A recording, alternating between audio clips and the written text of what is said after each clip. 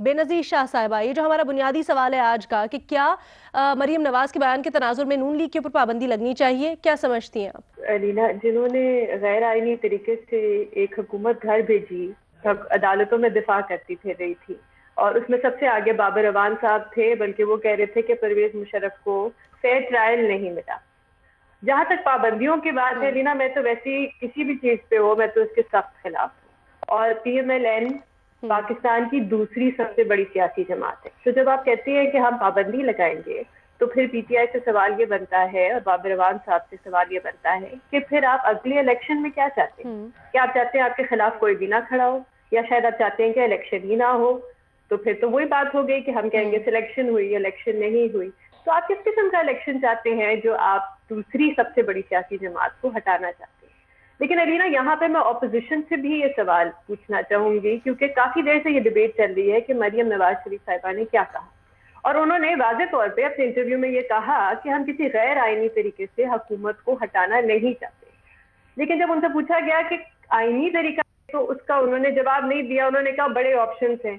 देखिए, आईनी तो तरीका तो सिर्फ दो ही है, और दो ही ऑप्शन हैं। एक है वोट ऑफ नो कॉन्फिडेंस, और दूसरा है कि आप इस्तीफा दें और इलेक्शन हो जाएंगे। और गैर आईनी तरीका वो है जो हम माजी में देखते आए हैं।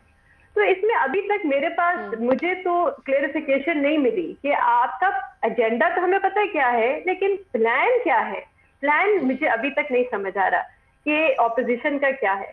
दूसरी बात ये है अलीना, कि हुकूमत घर क्यों जाए?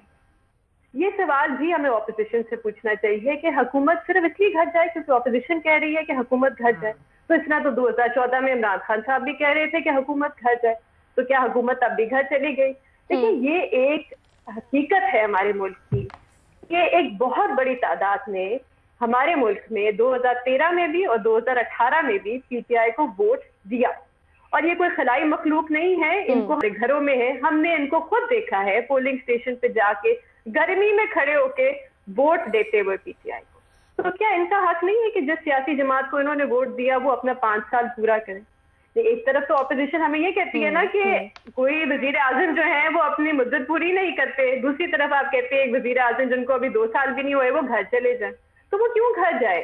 तो ये मैं फिर से कहूंगी कि ऑपोजिशन का लगता है एजेंडा है, लेकिन प्लान नहीं है। और प्लान जरूरी इसलिए है ऑपोजिशन से पूछना कि जब आप कहते हैं कि हम एस्टेब्लिशमेंट से बात करेंगे, तो फिर अवाम आपसे पूछेगी कि आप क्या बात करेंगे एस्टेब्लिशमेंट। अच्छा, PTM ने 12 नुकात अपने दिए तो हैं मीसाके पाकिस्तान के, आपको वो भी सेटिस्फैक्टरी नहीं लगता? नहीं अलीना, फिर से मैं ये कहूंगी कि वो एजेंडा है, प्लान क्या है? देखिए, अगर आप इस्तीफा देके जाना चाहते हैं या हुकूमत को भेजना चाहते हैं, तो इस्तीफा तो आप अभी भी दे सकते हैं, आप इस्तीफा तो कल भी दे सकते हैं। अगर आप वोट ऑफ नो कॉन्फिडेंस लाना चाहते हैं तो लिया, आपको क्या चीज रोक रही है? तो इन्हीं तरीके तो सिर्फ ये दो है ना।